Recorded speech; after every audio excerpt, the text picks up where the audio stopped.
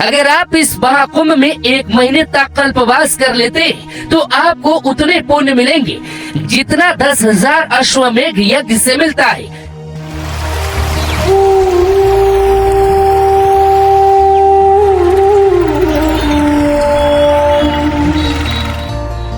महाकुंभ 2025 से सनातन धर्म और संस्कृति का पवित्र आयोजन, जो न केवल परंपराओं और विरासत का संगम है, बल्कि ग्रामीण जीवन में रोजगार और समृद्धि की नई किरण भी लेकर आया है।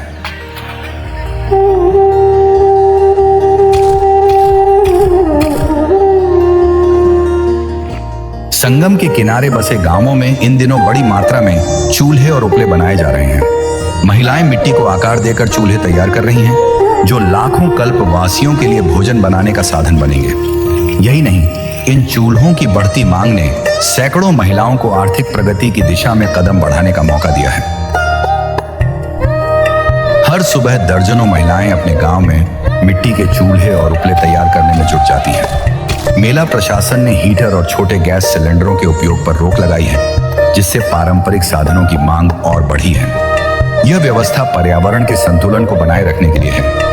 महाकुंभ केवल एक उत्सव नहीं, बल्कि यह दर्शाता है कि सनातन धर्म का हर पर्व समाज के हर वर्ग के लिए है। महिलाओं ने दिखा दिया है कि जब बात आस्था और परिवार की होती है तो वे नेतृत्व करने से पीछे नहीं हटती। महाकुंभ 2025 का यह संगम आस्था के साथ साथ आत्मनिर्भरता और रोजगार का प्रतीक बन चुका है, और यह संदेश देता है कि सनातन धर्म सभी का है और सभी के लिए है।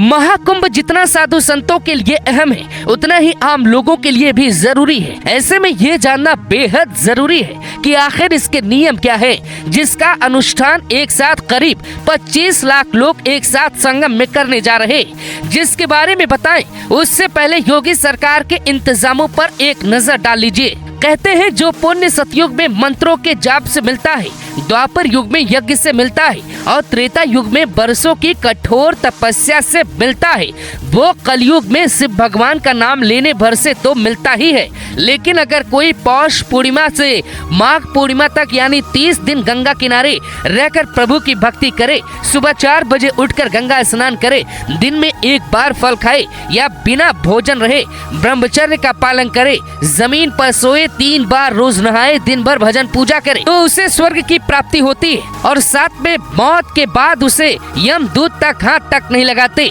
क्योंकि उसके लिए भगवान सीधा पुष्पक विमान भेजते। और जब कभी उसका जन्म होता है तो वह पृथ्वी पे राजाओं की तरह जीवन व्यतीत करता है।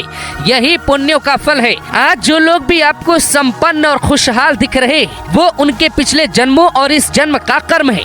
धार्मिक मान्यताओं की माने तो आप भी कल्पवास कर अपना अगला जन्म सही कर सकते हैं। हालांकि कुछ लोग कहेंगे इस जन्म का कुछ पता नहीं, अगले जन्म के बारे में क्यों सोचे, तो उन्हें ये समझ लेना चाहिए कि जन्म में अच्छे कर्म करेंगे तो आपको फल भी अच्छा मिलेगा। गीता में प्रभु श्री कृष्ण कहते हैं कर्मेणावाधिकारास्ते मा फलेषु कदाचित, अर्थात कर्म करो, फल की चिंता मत करो। जानकारी अच्छी लगी तो लोगों तक पहुंचाइए। गृहस्थ आश्रम के लोग जिनके जाने अनजाने में पाप हो जाते हैं, वो 50 साल की उम्र के बाद कल्पवास कर सकते हैं, जिसका नियम जितना कठिन है उतना ही फलदायी माना जाता है। पृथ्वी के 12 साल देवताओं के एक दिन के बराबर होते, और जब अमृत को लेके देवताओं और असुरों में युद्ध हुआ तो वो 12 दिन चला। इसीलिए हर 12 साल में महाकुंभ का आयोजन होता है। मान्यता ये है कि जब जब महाकुंभ लगता है सभी तीर्थ प्रयागराज पहुंच जाते हैं, क्योंकि प्रयागराज को तीर्थों का राजा कहा जाता है। और सभी तीर्थ जब एक जगह में हो तो फिर वहां किया गया स्नान मात्र ही काफी फलदायी हो जाता है।